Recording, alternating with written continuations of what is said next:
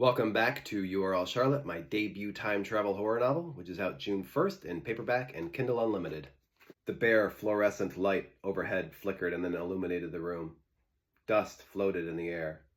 A rusty washing machine stood in a corner beside a sink filled with dirty rags. Wooden shelves along the walls held cans of paint, jars of random nails, and food cans so old the labels had nearly disintegrated. A stack of dirty newspapers on the floor was coated with grease. And along one wall, separated from the rest of the basement by a wooden door with a padlock through the latch, was the storage room. In Magda's home, this storage room was filled with boxes of old clothes and Christmas ornaments, childhood toys, and decade-old magazines. She always hated going into that dark and musty room, imagining monsters hiding behind boxes of old VHS tapes, ready to grab her the moment she entered.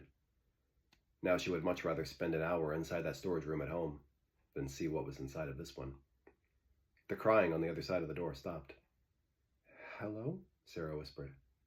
Magda pulled her phone from her pocket and thumbed open the camera app, and then hit record. If it was real, whatever or whoever was in there, she needed to know for sure. She needed proof she wasn't crazy. She knelt and lowered her face to the cold concrete, aiming the camera lens through the crack under the door. A bare foot stepped into view, and Magda drew in her breath.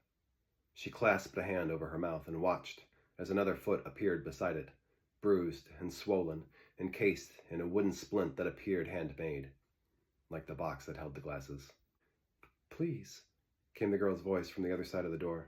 The skin on Magda's arms turned to goosebumps. Her breathing became heavy. It was her. That voice that had been etched in her brain for 5 years since that night in the cave. She heard that voice in her nightmares. The dead girl. "Open the door." Magda couldn't move.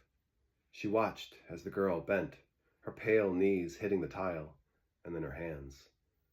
The girl was kneeling, slowly, lowering her face to the floor.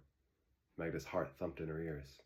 She gripped the phone tightly in one hand and the knife in the other, squeezing her eyes shut. She would not look at this girl's face. Couldn't. Not again. She was 14 years old again, in that cave. Panic rose up inside of her. Her heart pounded in her ears. "Mag!" Sarah said. Magda opened her eyes in time to see water pouring out from under the crack in the door. It inched across the concrete toward her.